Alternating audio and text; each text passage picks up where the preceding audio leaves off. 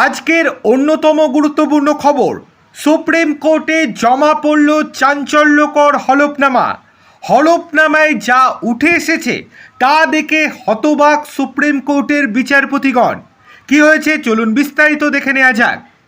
ভালো লাগলে ভিডিওটি অবশ্যই লাইক, কমেন্ট, শেয়ার এবং চ্যানেলটিকে সাবস্ক্রাইব করতে ভুলবেন না। লোকসভার 251 জন সাংসদের বিরুদ্ধে অপরাধ মামলা রয়েছে। রাজ্যসভার 75 জন সাংসদের বিরুদ্ধেও। সুপ্রিম কোর্টে জমা পড়া হলফনামায় এবার এমনই চাঞ্চল্যকর তথ্য উঠে এসেছে। জানা গিয়েছে সব মিলিয়ে 4000 মামলা এখনও ঝুলে রয়েছে।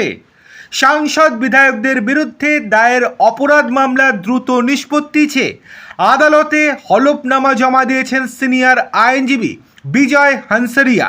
তিনি জানিয়েছেন, লোকসভার 543 জন সাংসদের মধ্যে 251 জন অপরাধ মামলার কথা জানিয়েছেন।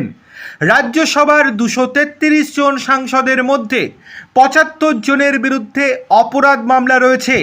বর্তমান এবং প্রাক্তন সাংসদ মিলিয়ে প্রায় 4192টি মামলা এখনও ঝুলে রয়েছে আদালতে।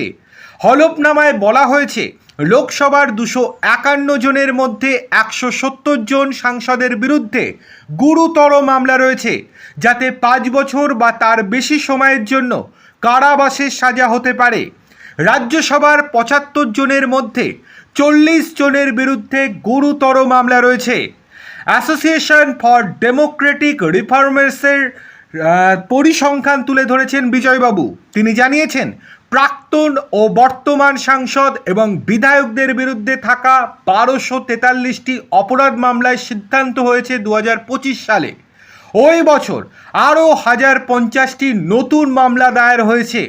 সব মিলিয়ে নিষ্পত্তি না হওয়া মামলার সংখ্যা এখনও পর্যন্ত 4192টি। 28টি রাজ্যের 14 জন মুখ্যমন্ত্রী জানিয়েছেন তাদের বিরুদ্ধে অপরাধ মামলা রয়েছে। গুরুতর মামলাও রয়েছে তাদের বিরুদ্ধে।